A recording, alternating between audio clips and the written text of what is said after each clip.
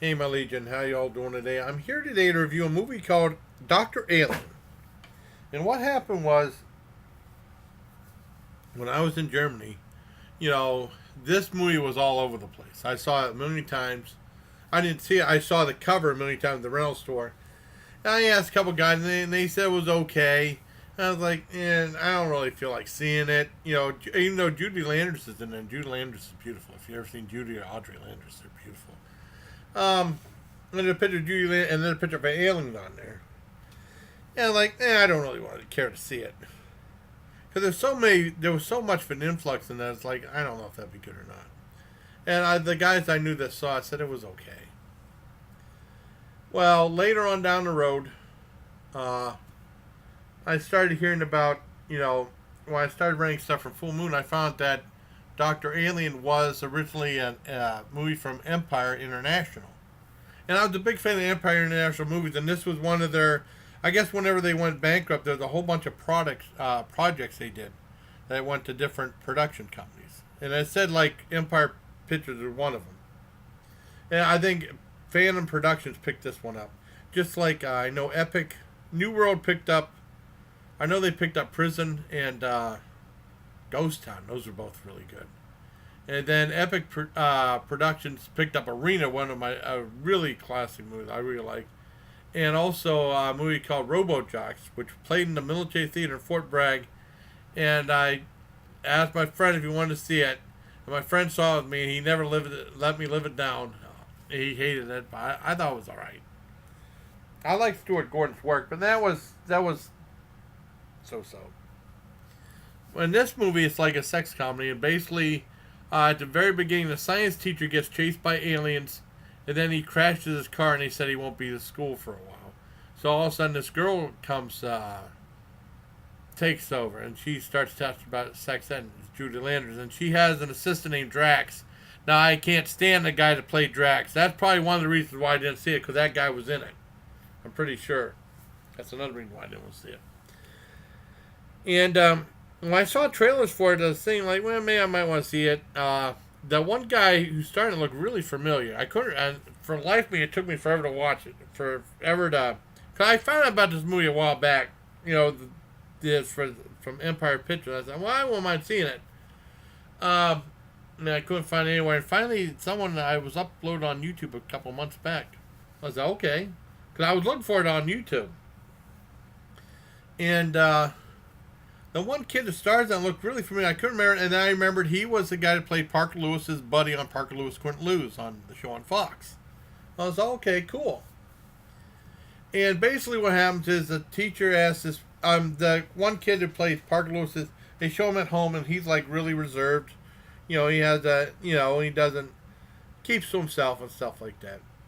And he asks if Judy Landers asks if there's anyone who wants to stay over after school.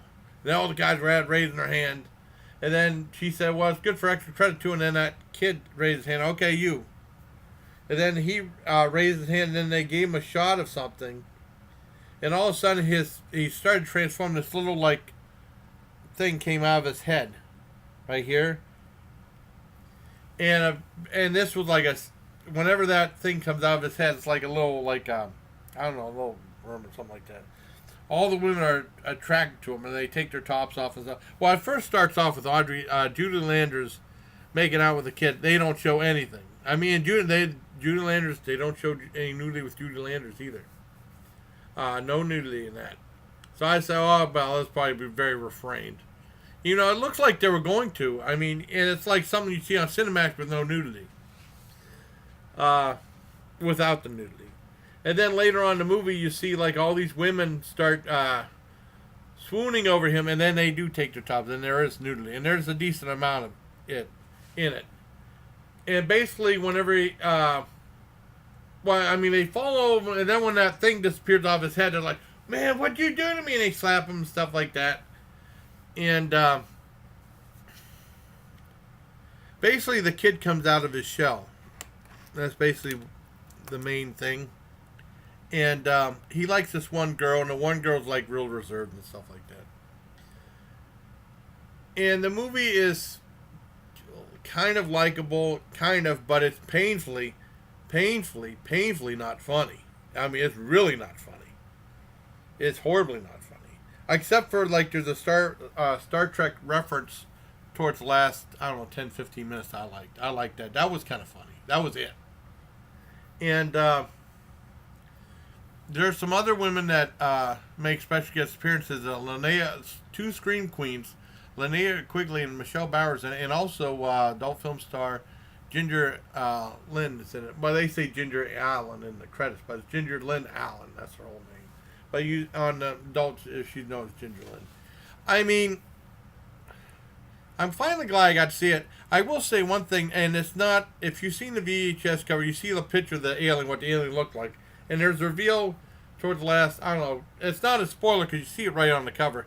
I like the practical effects. That makeup and the practical effects is really good. The alien head, they did a really great job on that. The rest of it kind of looked real low budget. But I mean, Empire usually had bigger looking budgets than that, not huge budgets.